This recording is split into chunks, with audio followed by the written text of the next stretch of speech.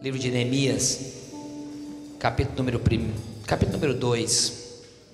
Eu quero ler uma porção da palavra do Senhor que diz assim. Livro de Neemias, capítulo número 2, o verso 1, ele diz assim: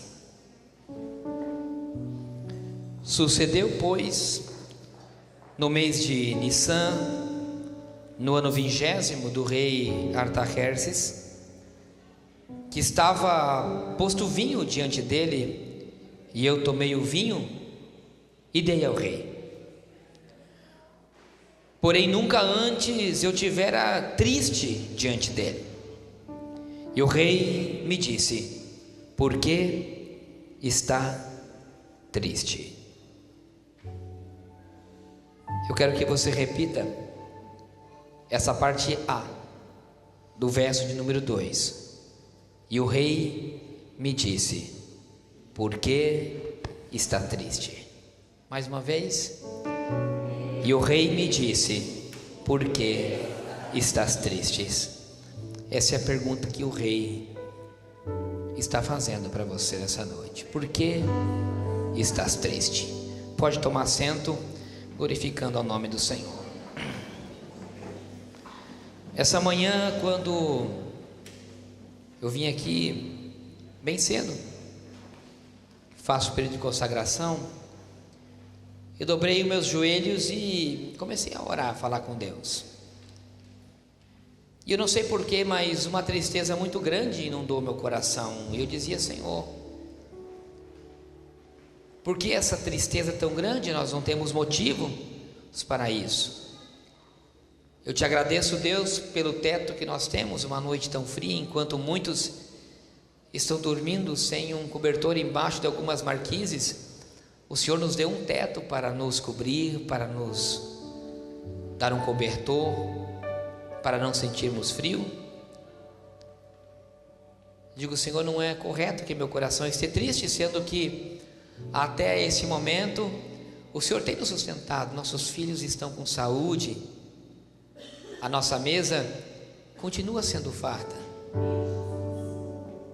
Eu digo: Senhor, não permita que esse desânimo ele tome e inunde o nosso coração. E eu clamava muito pela igreja, clamava muito pelos irmãos, porque eu sei que verdadeiramente hoje em dia nós encontramos tantas pessoas e até mesmo nós vemos em notícia que diz que existe um mal desse século, que é chamada a depressão. Todos nós ouvimos isso. O mal desse século é a depressão. As pessoas estão bem. Eu lembro sempre que tinha um amigo, até hoje meu amigo, e ele do dia para a noite ele deitou numa cama e não levantou mais. Ele não conseguia se levantar no dia seguinte, porque o estresse, a depressão foi tão grande na vida dele que ele teve que ser encaminhado a um hospital e ficar internado. Um outro amigo, muito rápido, muito também próximo, bem financeiramente, uma família estabelecida,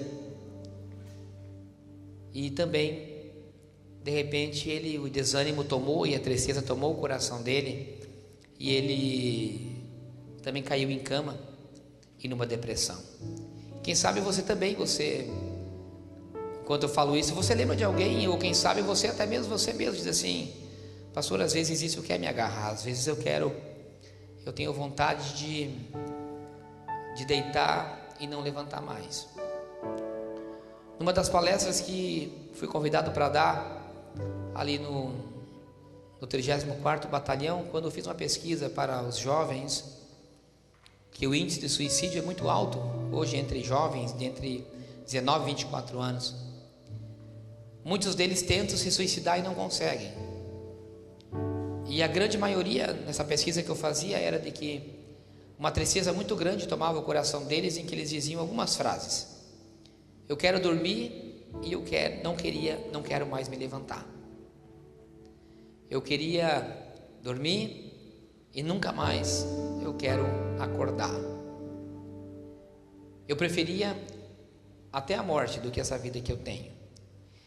E essas frases acompanharam muitos que tentaram suicídio. e que antecederam um período muito profundo de depressão. Quem sabe você diz assim: pastor, essas coisas já passaram pela minha cabeça. Eu entendo que há um mundo espiritual que rege e que existem espíritos imundos que são usados pelo nosso inimigo para nos entristecer, criando situações. Existe também, eu entendo que há realmente um mundo espiritual que rege o mundo físico, muito mais poderoso do que nós podemos imaginar, e que essas situações elas atacam as nossas vidas, e nesse século eu entendo que há de ser uma potestade muito forte que tem conseguido atacar. Mas verdadeiramente somos uma geração em que nos deixamos abater e nos entristecemos com muita rapidez. E eu analisava essas coisas hoje de manhã e hoje à tarde, enquanto eu estava aqui. E desde domingo passado, quem esteve no culto sabe que eu citei um pouco da minha avó. Desde aquele domingo eu lembro muito da minha avó.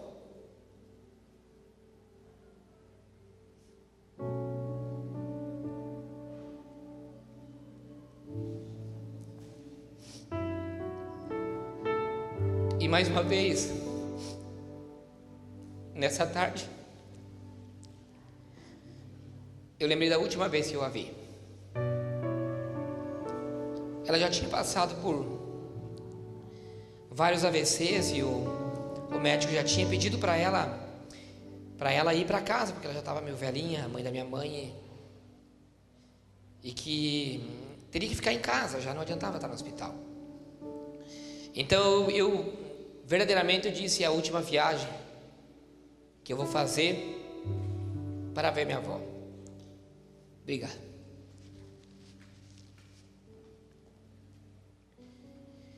E ela ainda tinha os olhos muito lúcidos. E quando fui me despedir dela, ela estava num sofá, né, deitada. E eu fui abraçar para dar um beijo nela, e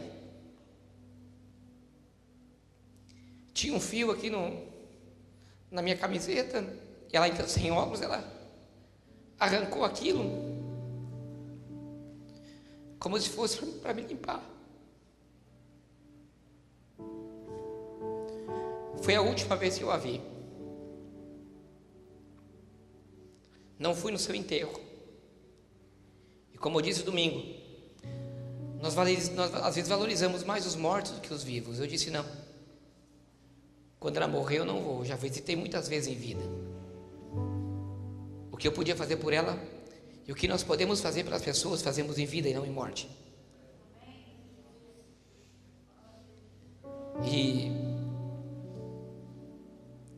Mas o que tem a ver isso, pastor? Porque minha avó foi uma pessoa muito simples, morando no sítio, mas sempre foi muito ativa, sempre. Minha mãe também é assim, muito ativa, quem conhece sabe. Ia cortar lenha, fazia fogo, fazia comida, via sozinha.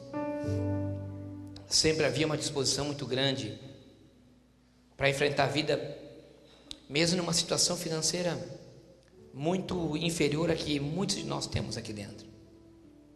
Isso me fez lembrar da minha avó hoje, porque nós nos deixamos desanimar em situações muito boas.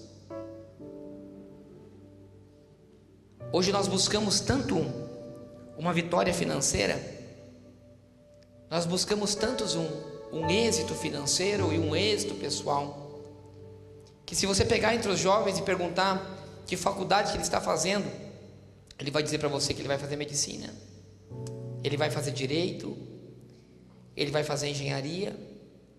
E se você pergunta para ele por que ele faz, eu creio que uma grande maioria vai dizer por quê? Porque é uma profissão que vai lhe remunerar bem. As pessoas deixaram de fazer as coisas pela paixão de viver. As pessoas já não vivem mais porque amam viver a vida. Elas vivem por uma necessidade de sobrevivência e por uma necessidade de se autodenominar vencedores. Porque a visão que nós temos hoje de uma pessoa vencedora é uma pessoa que ela tem uma linda casa, um lindo carro, um lindo casamento. Hoje eu acho, e não tenho dúvida, de um dos grandes destruidores de uma pessoa viver com paixão realmente por ela fazer o que ela ama, é algo chamado internet e o Facebook, Instagram. Eu acho que é um veículo de comunicação tremendo quando bom usado. Só que hoje, se você pegar uma análise das pessoas que você segue e das pessoas que te seguem, ou até mesmo coisas que você posta, você não posta momentos de tristeza da sua vida, não. Você só posta as suas lindas viagens, você só posta os seus momentos lindos de confraternização com os amigos, você posta quando você compra um carro novo, quando você ganha um lindo presente, e enfim, todas as postagens de hoje são assim. Só que isso não é a vida real. A vida real não é essa. A vida real é que no mundo nós teremos sim aflições, que nem todos aqueles casamentos em que os sorrisos são estampados não é uma verdade, é uma mentira. Eles postam aqueles momentos de estar gozando no momento de felicidade de um lindo restaurante, de um lindo lugar, de um lindo sorriso, mas na verdade em casa não é assim. E nós temos vivido uma vida que nem sempre é uma vida verdadeira. Então nós começamos a buscar um modelo de vida que não é a vida real. Então nós começamos a buscar um modelo de vida vitoriosa a qual nós mesmos temos estampado. E quando uma pessoa não consegue ter isso, quando ela começa a buscar esse caminho, ela começa a buscar um caminho de êxito. Só que quando ela chega nesse êxito e ela não consegue alcançar esse êxito, ela entra numa profunda depressão. Porque ela fala assim: eu remei, e eu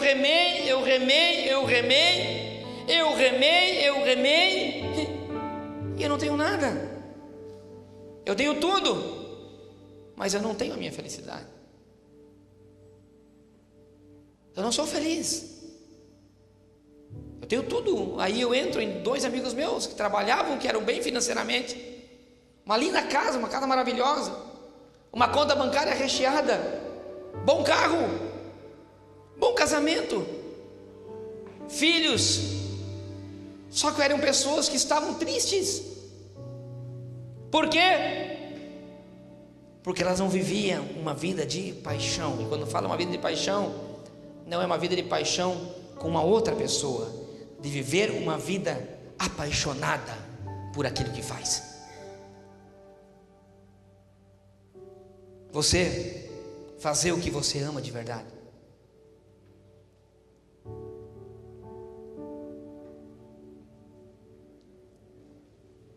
Eu quero fazer essa pergunta para você, seja bem sincero. A vida que você leva, você é apaixonado por ela ou ela é um peso?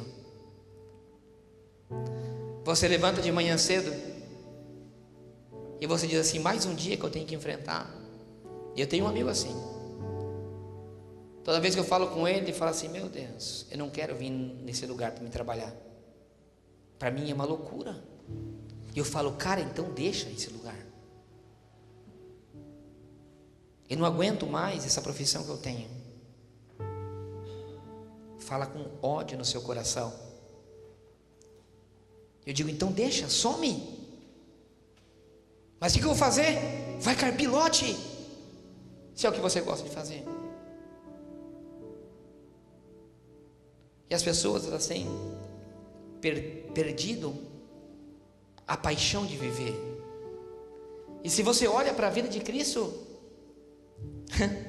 o próprio nome diz, os seus últimos dias foram considerados a paixão de Cristo. Ele viveu e morreu por aquilo que ele acreditava ser a vida dele. Ele viveu acreditando que Deus tinha trazido ele nessa terra com um propósito. Ele viveu e morreu no propósito que Deus tinha para a vida dele. Em todos esses rebuliços que teve agora da greve dos caminhoneiros, teve aí um grande rumor, né, de que a greve poderia voltar. E no domingo à noite estava escutando o noticiário, depois aqui do culto, quase 11h30 da noite, na Rádio Gaúcha, e um caminhoneiro, ele dá uma declaração. Ele diz assim: se o governo não cumpriu o que tratou conosco, nós vamos voltar às ruas. E se nós voltarmos, nós já não vamos mais voltar pacíficos. Nós seremos capazes de dar a nossa vida por esse propósito. Quando eu vi aquilo ali, Walter, assim, eu falei, cara, que lindo isso é. É triste, mas é lindo. Alguém dá a vida por um propósito em que ele acredita. Ou seja, aquele homem, ele ama aquilo que ele faz, e ele vai defender até a morte naquilo que ele acredita. Isso realmente é uma vida de paixão, Cleverson, porque e às vezes nós levamos uma vida cristã tão medíocre, que nós não vivemos uma vida cristã apaixonados por essa vida que levamos. Nós não lutamos por aquilo que nós acreditamos. E o que eu quero dizer nessa noite é que, igreja do Senhor, viva uma vida de paixão. E para isso eu quero trazer esse personagem bíblico. Neemias. Quem conhece a história de Neemias, levanta só para mim ter uma noção. Quem conhece bem a história de Neemias? Quem não conhece, levanta a mão. Quem não conhece? Vou fazer uma introdução, porque a maioria não conhece bem. O povo de Deus tinha sido varrido de Jerusalém. Jerusalém tinha sido destruída pelos babilônicos. O povo de Deus não andava conforme a vontade de Deus. Deus falou, não, eu vou varrer todo mundo daqui. Todos foram para o cativeiro. Lembram disso na história? Os babilônicos tomaram toda a terra. Neemias era filho de um casal judeu que tinha sido levado de Jerusalém para a Babilônia. Neemias nasce na Babilônia. Neemias não conhecia Jerusalém. Neemias nunca tinha pisado os pés de Jerusalém. Mas sim, como qualquer filho de judeu, conhecia muito bem o que era a chamada de Deus na vida do povo de Deus e o que Jerusalém representava para um judeu, para Neemias. Ele sabia muito bem o que Jerusalém representava na vida espiritual e no propósito de Deus na vida daquele povo. Então diz o capítulo 1 que ele veio o seu primo. Diz assim: e veio a mim Hanani, um dos meus irmãos, de que alguns de Judá perguntaram-lhe que os judeus escaparam e que resgataram do cativeiro acerca de Jerusalém, e disseram: os restantes não foram levados para o cativeiro, lá na província estão em grande miséria e desprezo, o muro de Jerusalém fendido e as suas portas queimadas a fogo. E sucedeu que, ouvindo eu essas palavras, refere-se a Neemias, como ele que escreve esse livro, assentei-me e chorei, e lamentei-me alguns dias, e estive jejuando e orando perante os Deus dos céus. Ou seja, seu irmão vem de Jerusalém e traz notícias para Neemias. Ele pergunta: como é que está o nosso povo que ficou em Jerusalém? E o povo disse: está uma miséria, está uma desgraça. Teve um camarada chamado Zorobabel, tentou levantar os muros, edificar de novo, mas ele não conseguiu. E todo mundo que está lá dentro está triste, está morrendo. E disse que quando ele ouviu aquelas palavras, ele chorou, como está escrito no livro, chorou e jejuou aos deuses dos céus. Só que Neemias já era um homem com êxito na Babilônia. Ele tinha nascido na Babilônia e tinha conseguido um grande emprego. Um dos melhores empregos. Era um homem de confiança do rei. Era um homem querido pelo rei. Era um homem que estava constantemente com o rei. Tanto era que ele era o copeiro, ou seja, ele era o cara que servia o rei, bebia do vinho do rei, bebia com o rei e provava sempre antes de dar ao rei. Diz no capítulo 2, que nós iniciamos a leitura, diz que ele chega, ele entrega o vinho para o rei, e o rei já olha para ele e diz, porque conhecia, diz: por que é que você está triste? Como dizendo assim: você tem tudo, você vive num palácio, você tem uma excelente comida, você tem um bom lugar para morar, por que a tristeza tomou o teu coração? E tremendo é, que se você continua lendo, o próprio rei diz: não é isso tristeza de coração? Parte B do último versículo 2, que nós lemos do capítulo 2. Não é tristeza de coração? Porque ele disse: esse olhar que você tem não é de doença, isso é de tristeza da alma. E quando eu li isso aqui nessa tarde, eu achei fantástico, porque quantas vezes Deus olha para você e diz: não é tristeza da tua alma isso que você tem? Por que esse olhar? Você tem tudo, e por que esse olhar?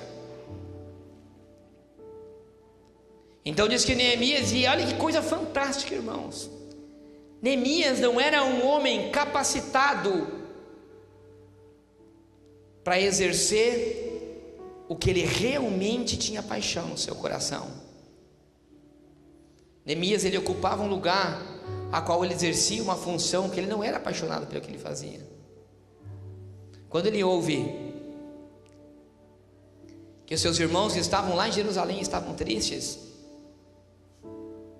nasceu uma chama no coração dele, e ele falou assim: agora eu encontrei o que é que verdadeiramente eu quero fazer na minha vida. Quando ele descobriu que o que ele estava fazendo não era o que ele estava apaixonado para fazer, vamos usar essa palavra,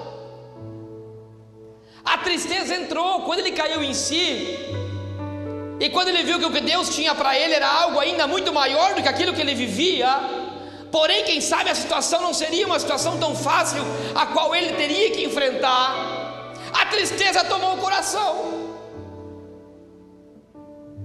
E às vezes nós somos iguais, nós temos tudo, e de repente quando cai a ficha, você fala assim: não é isso, não é isso que eu quero para mim, não é isso que Deus tem para mim. Porque realmente quando ele ouviu notícias do que o povo de Deus estava passando, a chama acendeu no seu coração. Então o rei pergunta, e faz uma pergunta para ele. O rei diz assim: o que é que você quer? Você imaginou o teu rei, o teu Senhor, chegando falar para você: você está triste? O que é que você quer? Olha que pergunta fantástica. Você imaginou Deus chegar para você e dizer assim: você está triste, tem tudo, mas o que é que você quer? Meu Deus, eu não sei se você, mas eu consigo entender Deus falando comigo e dizendo: não está bem, mas o que é que você quer?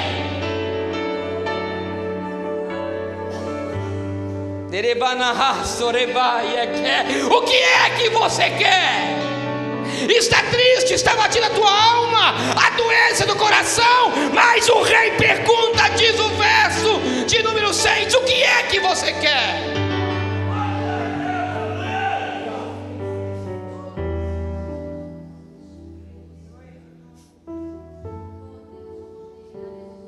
Que rei tremendo.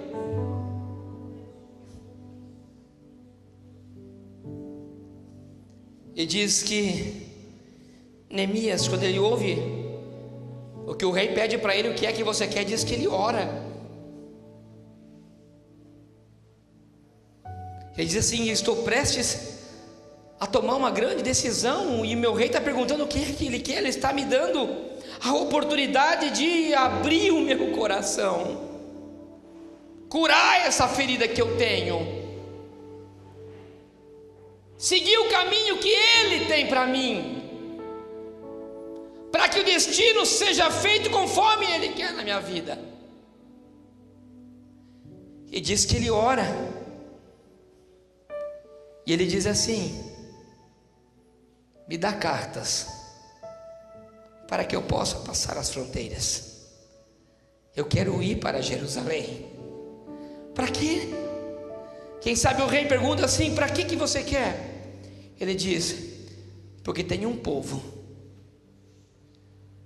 Eu posso ter tudo aqui, mas tem um povo que está perecendo, e eu não vou ficar aqui com meus braços cruzados, porque o desejo que eu tenho no meu coração é independente do que eu vou passar, mas eu quero realizar realmente na minha vida algo que vai ficar na história, algo que vai me satisfazer, algo que vai me tornar um homem melhor.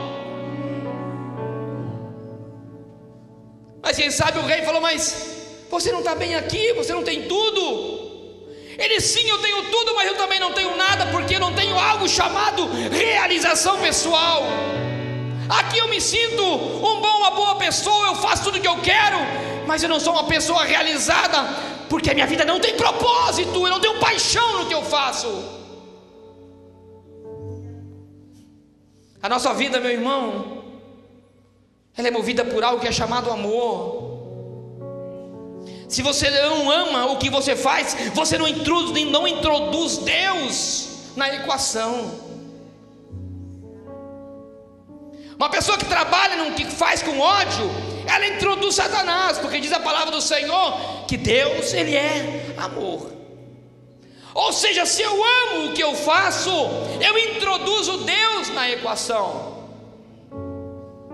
Quando eu introduzo Deus na equação, e eu tenho o aval do rei, o caminho ele é diferente, pastor Carlos Alexandre.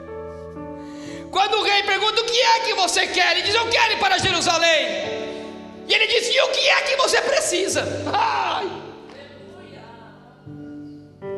Ele só não pergunta o que quer, ele fala: o que é que você precisa para você ir? Olha o que Deus está te dizendo essa noite: o que é que você quer ir, mas o que é que você precisa? O Senhor está abrindo um leque para você nessa noite, de você abrir teu coração e falar: Deus, a minha situação é crítica, eu estou triste, eu não tenho o que eu quero fazer, mas o que eu preciso é isso. E diz que o Senhor dá carta para ele, várias cartas, para que ele pudesse cruzar as fronteiras.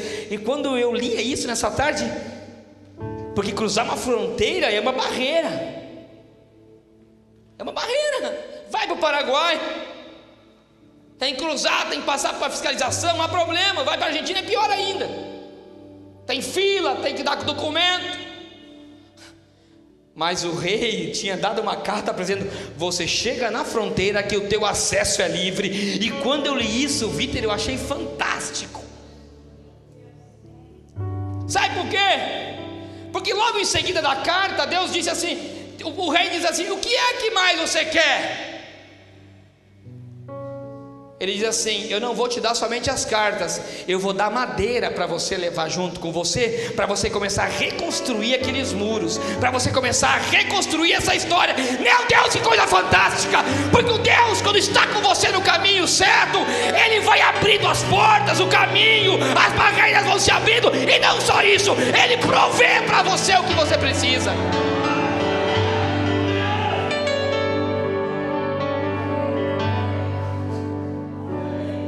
As portas se abrem, não falta, não passa necessidade. Pode ser no pouco, mas no pouco é abençoado e no pouco é alegre. Porque quando Deus está no negócio, Deus está, e Ele vai com você.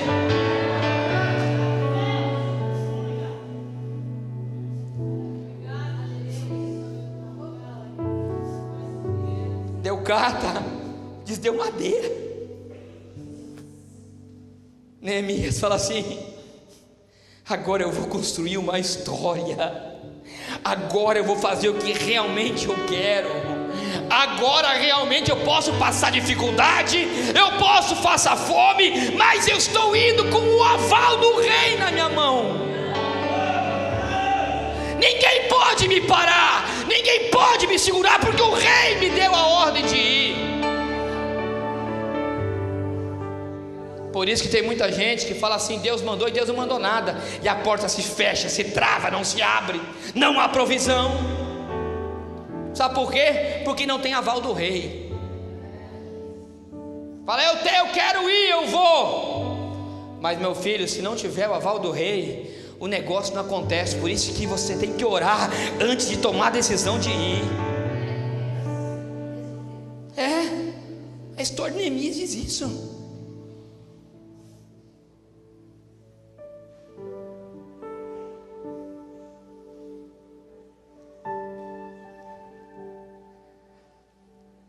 A palavra de Deus não mente não, irmão.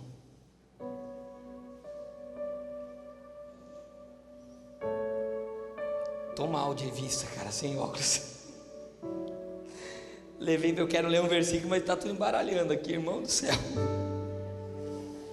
Eu vou fazer um esforço aqui. Verso número 8. Mas também olha o tamanho, Vitor, da letra da minha Bíblia que eu estava usando hoje à tarde aqui, é aquela minúscula. Verso de número 8 diz assim, escute isso.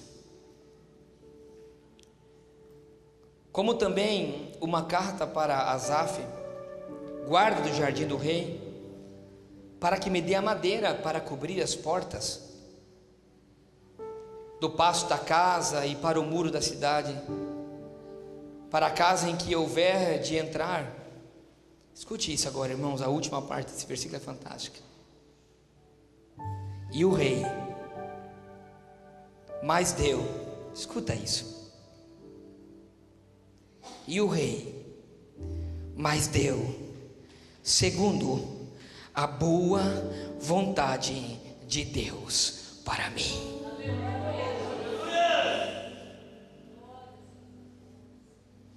Neemias, quando ele sai dizendo: os céus estão abertos para mim, o favor de Deus está sobre a minha vida e não tenho por que eu temer. O favor de Deus está sobre a minha vida e não tenho por que eu temer. Eu vou cumprir o propósito que Deus tem para mim.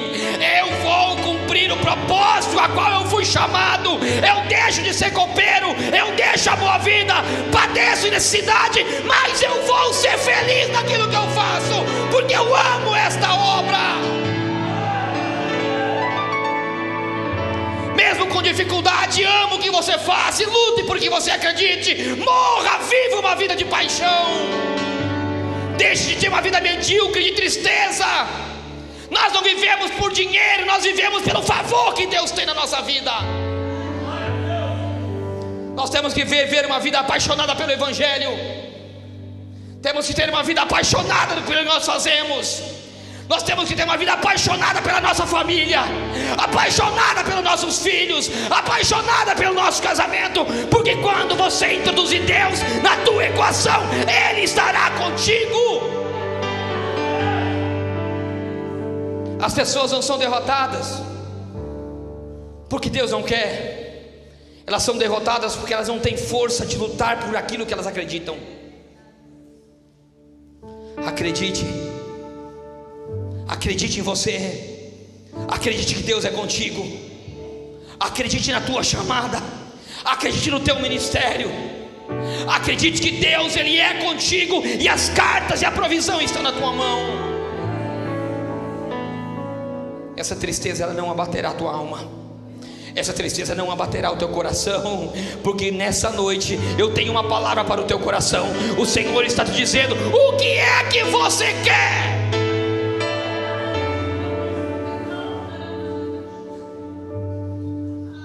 Oh, meu Deus.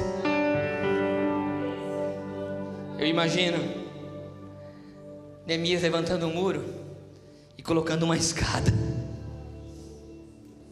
E se você ler a história, não vou entrar porque não temos tempo. Tem uma parte da história que Neemias está em cima do muro e vem um inimigo para afrontar a vida dele. Depois você lê, quem não conhece. Ele diz que lá de cima, quando ele recebe a afronta, ele fala assim: eu não posso parar. Eu não posso parar porque eu tenho uma grande obra para mim continuar. Pode falar à vontade aí embaixo. Pode se levantar à vontade que eu tenho uma grande obra para concluir. as afrontas vêm. Mas isso não é o cerne do que eu queria dizer para você. Quando nessa tarde eu li essa história, eu imaginava Neemias colocando essa escada. Eu imagino quando ele já estava lá com a vitória na mão, estabelecido em Jerusalém, porque ele viajou 1.600 quilômetros, irmãos, para começar uma grande obra. Eu imagino ele chegando em Jerusalém, tudo destruído, pobreza, desgraça. E quem sabe o inimigo fala assim: aonde é que você foi se meter? Você estava muito bem lá. Lá você tinha tudo, mas aqui? Aí ele falava: não, eu tenho um propósito. Foi Deus que me garantiu. Tem pessoas que desistem no primeiro mês, segundo mês, terceiro mês. Que coisa. Não há provisão, desiste. Volta para trás. No que Deus tinha falado. Isso você tinha sido Deus que tinha falado. E quando eu vejo aquela escada, eu digo assim: existem muitas pessoas que sobem escadas. O Senhor falava muito forte no meu coração, missionária Márcia Silas. Tem muitas pessoas que sobem na vida. Sobem. Ficam no mesmo degrau, na mesma altura que estava Neemias. A diferença foi a maneira, e a diferença está aonde a escada está apoiada. Neemias estava por cima quando estava na Babilônia, mas quando ele encostou a sua escada naquilo que as suas mãos estavam construindo, quando ele ficou por cima, tinha um sabor diferente. Porque ele olhou para baixo, ele falou: isso aqui não foi ninguém que construiu, isso aqui foi construído com o meu esforço. Eu estou aqui em cima porque foi as minhas mãos que fizeram eu vencer. Há uma grande diferença em vitória, em pessoas que são vitoriosas. Há uma grande diferença, escute isso. Falo isso por mim próprio. Ter uma conta bancária e ter posses, Marcos, qualquer um pode ter. Qualquer um pode ter o carro dos seus sonhos, a casa dos seus sonhos, o trabalho dos seus sonhos. Tudo que você quiser, Deus pode te dar. Te digo financeiramente, inclusive. Agora a grande diferença é como você construiu tudo isso. Você pode ter tudo por herança, mas você vai chegar no final da tua vida e você vai dizer assim: minha vida não tem sentido. Sabe por quê? Porque uma vida só tem sentido quando nós construímos o nosso próprio muro para ficar no alto, degrau a degrau, tijolo a tijolo, cimento a cimento. Cada tijolo, cada colherada tem uma história. E essas coisas tornam uma vida apaixonante. Você ama o que você faz, você ama o que você conquista quando a luta para ser conquistada. O seu casamento vai ser uma bênção, vai, mas a dificuldade ela vai passar. O tijolo ele vai quebrar, o cimento vai ter que ser recolocado. O seu trabalho é assim, qualquer coisa na vida é assim. Você só valoriza quando as coisas são difíceis. Você só é vitorioso quando há luta e a guerra. Não há vitória quando não há luta e guerra. Um exército só é vitorioso depois porque ele passa por grandes lutas. E o soldado, ele só sai vitorioso e na glória quando ele luta e sai vencedor. Você é um soldado nessa noite. O Senhor está te dizendo que você é um soldado. Só que Deus está querendo dizer para você: soldado, lute a sua vida com paixão. Se você não está tendo paixão no que você está fazendo, reavalie a sua vida. Sou muito sincero em dizer, a palavra que eu tenho para você nessa noite pode mudar a história da sua vida. Eu creio no que eu digo, eu creio na palavra de Deus. Leve muito a sério o que eu vou lhe dizer. E a todos que me ouvem também pela internet, pela rádio, se você está fazendo coisa na sua vida a qual você não é apaixonado pelo que você faz, faça como Neemias. O Senhor mandava eu dizer essa palavra: pare. Você pode ter tudo, pare. Nem que você tenha que recomeçar do zero. Recomece com o aval de Deus em primeiro lugar. com a permissão dele. Ore antes, mas vá em busca do teu sonho. O Senhor mandava dizer: lute pelos seus sonhos, mas lute pelos seus sonhos com paixão. Quem acredita nessa palavra, levante a sua mão e pode receber. Você vai construir a sua história, você vai ter uma vida vitoriosa sim, mas quando você decidir lutar por ela por paixão, no nome de Jesus. Aleluia. Pode dar um aplauso para o Senhor.